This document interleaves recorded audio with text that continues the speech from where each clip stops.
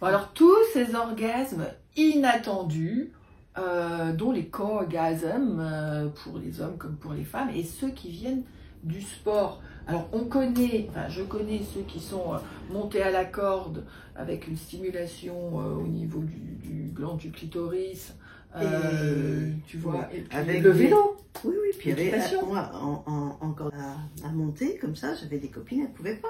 Elles avaient des orgasmes, elles lâchaient tout. Ah ben oui, c'est vrai que ça peut être en plus dangereux. Oui, donc elles ne le faisaient pas. Donc elles ne le faisaient pas. Mm. Aussi pour ne pas se faire prendre et pour ne pas se faire mal. Oui. Oui. Mais ça existe aussi pour les hommes. Tu le savais?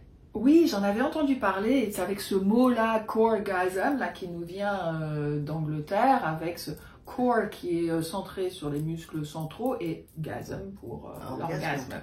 Mais tu vas nous en dire plus là? Bah écoute, dès que tu travailles les abdominaux, que tu améliores la circulation sanguine, que tu vas travailler les mouvements de flexion des genoux et les mouvements de flexion sur le bassin, le psoas. Donc je fais du rameur, enfin c'est ça aussi, oui. Il fait du rameur, voilà. Possibilité avec tout ça un afflux sanguin qui est intéressant et des libérations d'adrénaline et d'endorphine, ce qui fait que y a des spasmes qui existent, qui peuvent être considérés comme du plaisir quand c'est intégré dans le cerveau pour un homme, et aussi certains, c'est détaillé dans des études, ont eu des éjaculations. Ok.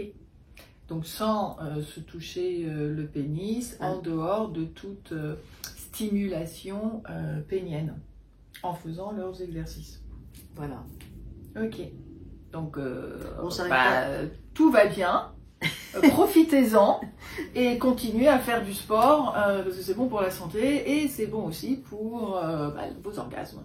Bon, ça se voit pas toujours dans les salles de sport. Non, mais je me demandais pourquoi il y avait plus d'hommes que de femmes. En fait, j'ai compris maintenant. C'est ça. Allez, à bientôt. Ciao.